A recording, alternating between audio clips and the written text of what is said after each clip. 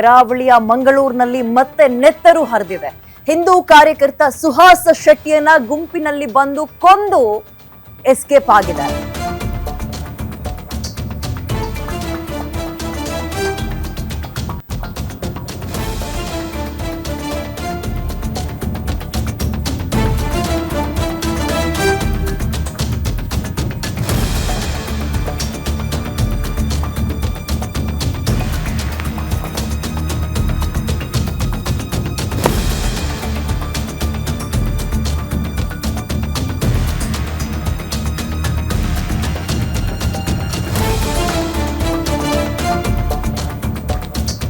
ಕರಾವಳಿ ಭಾಗದಲ್ಲಿ ಪರಿಸ್ಥಿತಿ ಉದ್ವಿಗ್ನವಾಗಿದೆ. ಮಂಗಳೂರಿನಲ್ಲಿ ಹಿಂದೂ ಕಾರ್ಯಕರ್ತ ಸುಹಾಸ್ ಶೆಟ್ಟಿಯ ಕೊಲೆ ಆಗಿದ್ದು ಕರಾವಳಿಯಲ್ಲಿ ಕ್ಷಣಕ್ಕೂ ಪರಿಸ್ಥಿತಿ ಬಿಗಡಾಯಿಸ್ತಾ ಇದೆ.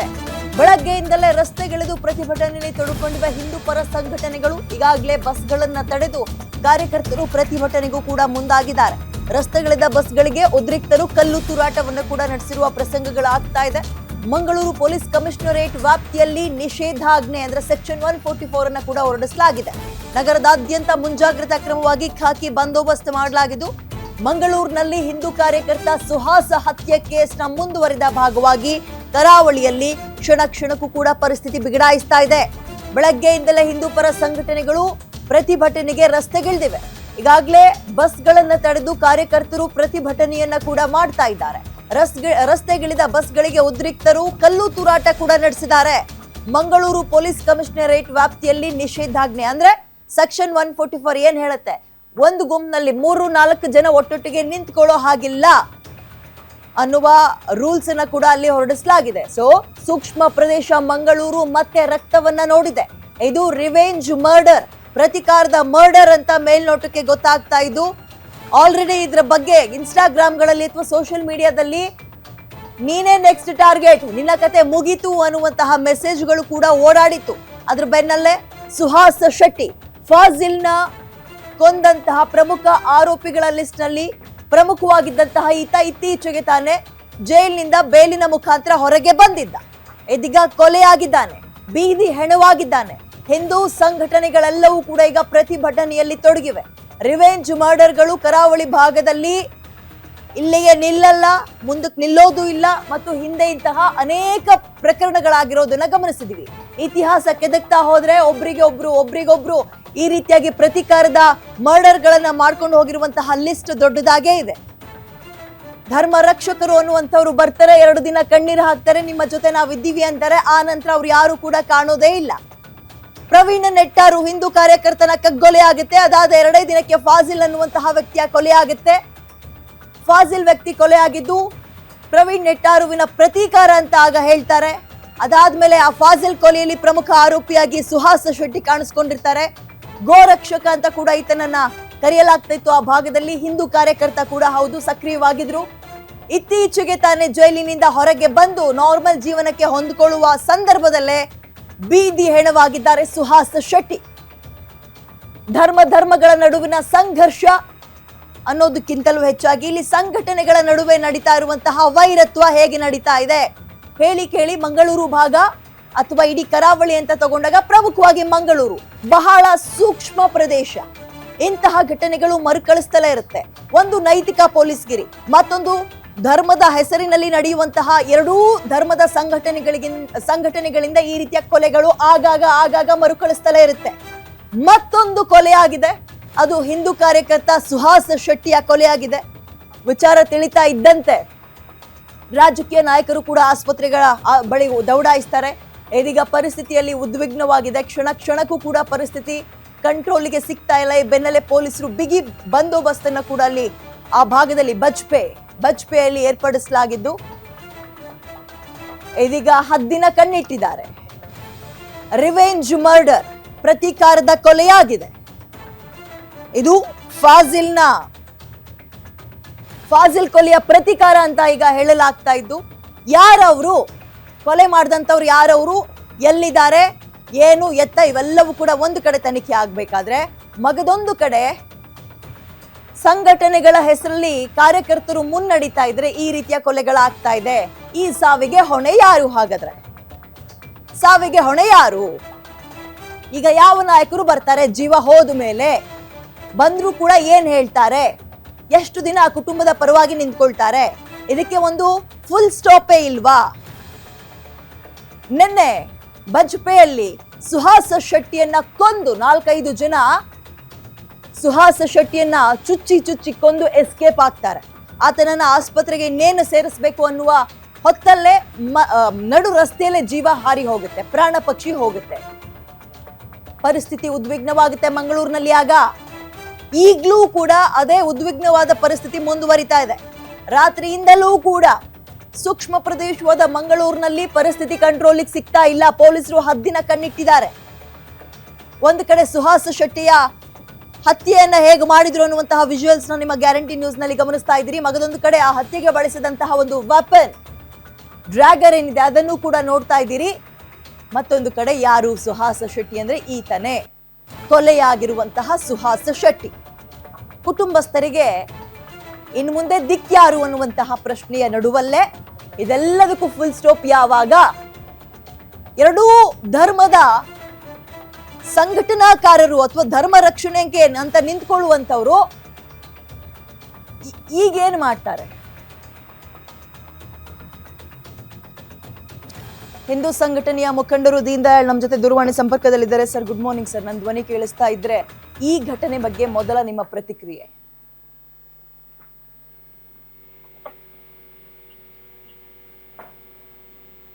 ದೀನ್ ದಯಾಳ್ ಅವರೇ, ನನ್ನ ಧ್ವನಿ ಕೇಳಿಸ್ತಾ ಇದೆಯಾ? ನಾನು ವಿದ್ಯಾ ಮಾತಾಡ್ತಾ ಇರೋದು. ಕೇಳುತ್ತೆ. ಈ ಘಟನೆ ಬಗ್ಗೆ ನಿಮ್ಮ ಮೊದಲ ರಿಯಾಕ್ಷನ್ ಸರ್? ಈ ಘಟನೆ ಆಗ್ಬಾರ್ದಿತ್ತು, ಆಗಿದೆ. ಆದ್ರೆ ಅತ್ಯಂತ ನೋವು ಮತ್ತು ದುಃಖ ಆಗಿರುವಂತ ವಿಚಾರ ಇದು. ನಾವು ಈ ಸಮಯದೊಳಗಡೆ ಅವರ ಕುಟುಂಬದವ್ರ ಜೊತೆ ನಾವೆಲ್ಲರೂ ಒಟ್ಟಾಗಿ ನಿಂತ್ಕೊಳ್ಳುವಂತ ಕೆಲಸ ಆಗ್ಬೇಕು.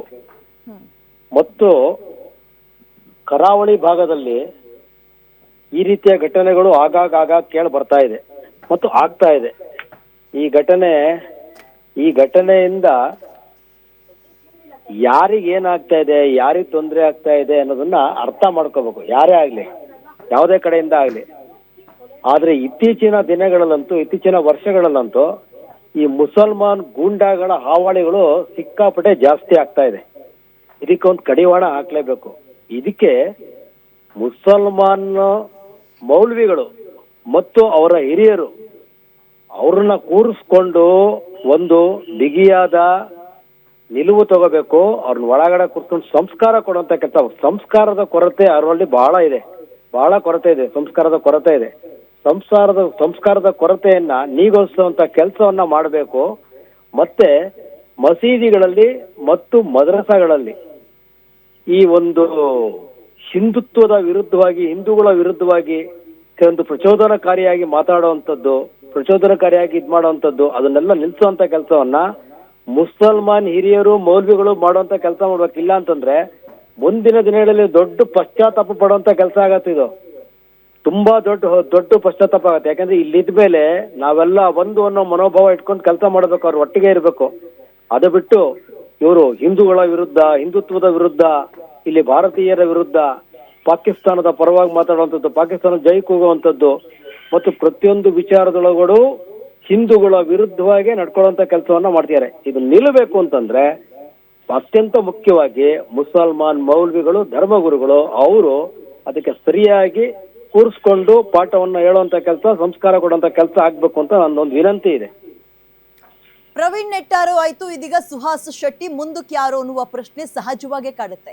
ಇವೆಲ್ಲವಕ್ಕೂ ಫುಲ್ ಸ್ಟಾಪ್ ಇಡೋಕ್ ಆಗೋದೇ ಇಲ್ವಾ ಸರ್? ಹಾಗಾದ್ರೆ ಫುಲ್ ಸ್ಟಾಪ್ ಎಲ್ಲ ಇಡ್ಬೋದು, ಯಾವಾಗ ಫುಲ್ ಸ್ಟಾಪ್ ಇಡಬೇಕು ಮೇಡಮ್. ಯಾಕಂದ್ರೆ ಶಿವಮೊಗ್ಗದಲ್ಲೂ ಹರ್ಷ ಅವರ ಹತ್ಯೆ ಆದಾಗ ಆ ಸಮಯದಲ್ಲಿ ಏನಾಯ್ತು ಅಂತ ಗೊತ್ತಾಗಿದೆ.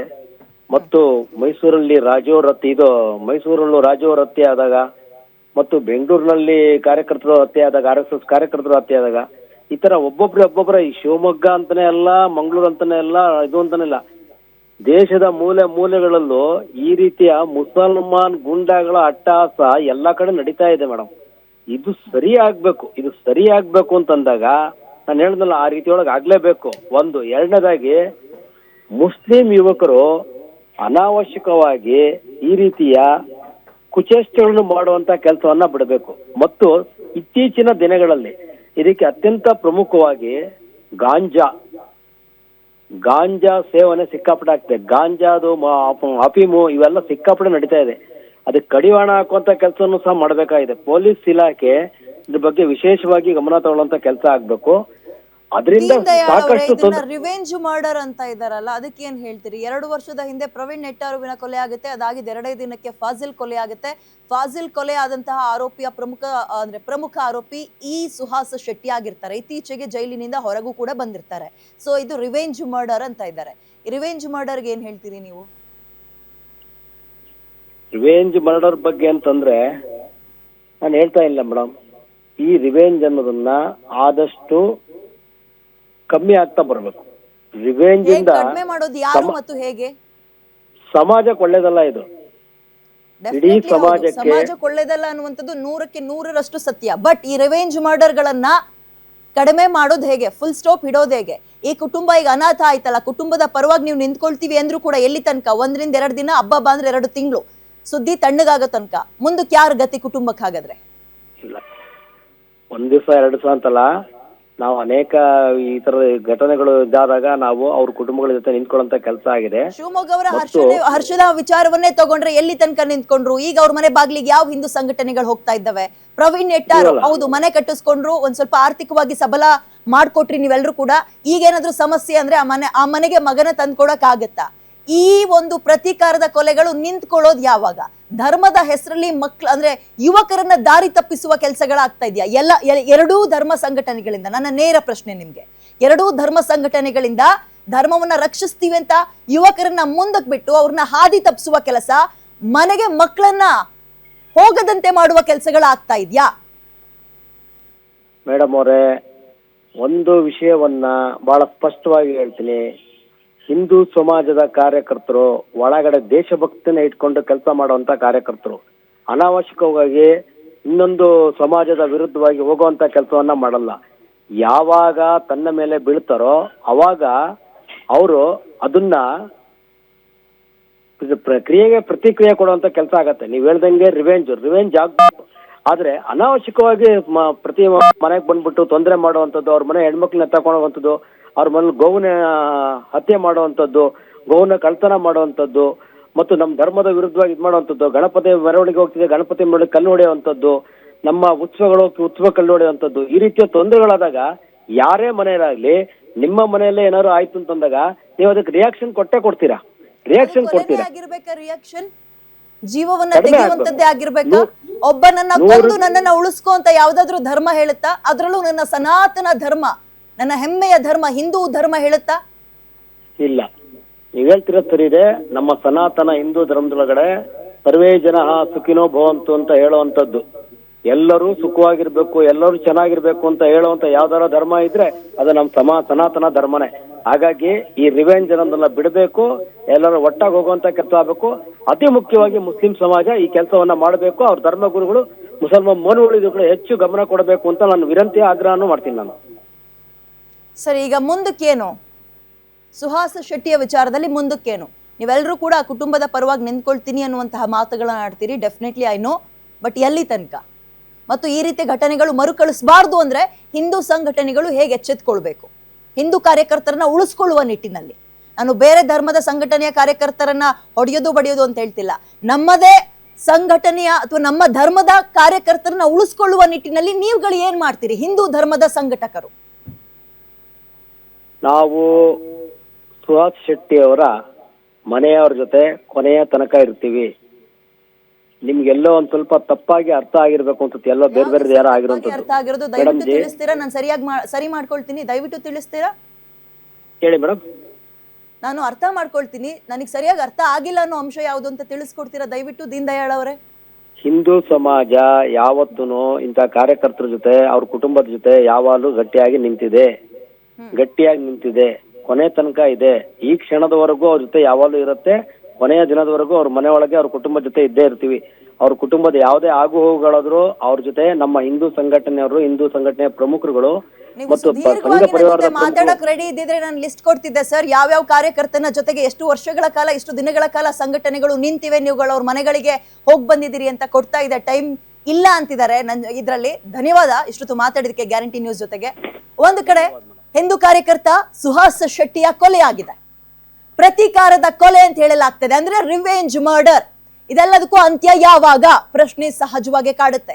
ಸೂಕ್ಷ್ಮ ಪ್ರದೇಶ ಅಂತ ಕರೆಸ್ಕೊಳ್ತಾ ಇದ್ದ ಮಂಗಳೂರಿನಲ್ಲಿ ಇತ್ತೀಚೆಗೆ ಅನ್ನೋಕ್ಕಿಂತಲೂ ಹೆಚ್ಚಿನದಾಗಿ ಈ ನೈತಿಕ ಪೊಲೀಸ್ಗಿರಿ ಒಂದು ಕಡೆ, ಧರ್ಮಗಳ ನಡುವೆ ಸಂಘರ್ಷಗಳು ಏರ್ಪಟ್ಟು ರಿವೆಂಜ್ ಮರ್ಡರ್ಗಳು ಮತ್ತೊಂದು ಕಡೆ ಆಗ್ತಲೇ ಇರುತ್ತೆ. ಪೊಲೀಸರು ಎಷ್ಟು ಅಲರ್ಟ್ ಆಗಿದ್ರು ಕೂಡ ಸಾಲಲ್ಲ. ಅಗೇನ್ ಇಲ್ಲಿ ಪ್ರಶ್ನೆ ಮತ್ತೆ ಪೊಲೀಸರನ್ನೇ ಮಾಡಬೇಕಾಗಿದೆ. ಕಾರಣ ರಿವೆಂಜ್ ತೀರಿಸ್ಕೊಳ್ತೀವಿ ಎನ್ನುವಂತಹ ಒಂದು ಸ್ಟೇಟ್ಮೆಂಟ್ ಅಥವಾ ಸ್ಟೇಟಸ್ ಅನ್ನುವಂಥದ್ದು ಓಡಾಡ್ತಾ ಇದ್ರು ಕೂಡ ಪೊಲೀಸರ ಗಮನಕ್ಕೆ ಬರ್ಲಿಲ್ವಾ ಅಥವಾ ನೆಗ್ಲೆಕ್ಟ್ ಮಾಡಿದ್ರ? ಪೊಲೀಸರ ಎಡುವುದ್ರ? ಇಲ್ಲಿ ಪೊಲೀಸರ ಒಂದು ಎಡುವಿಕೆ ಇವತ್ತು ಒಂದು ಜೀವವನ್ನೇ ತೆಗೆಯುವ ಹಂತಕ್ಕೆ ಹೋಯ್ತಾ? ಸಹಜವಾಗಿ ಕಾಡುವಂತಹ ಪ್ರಶ್ನೆ.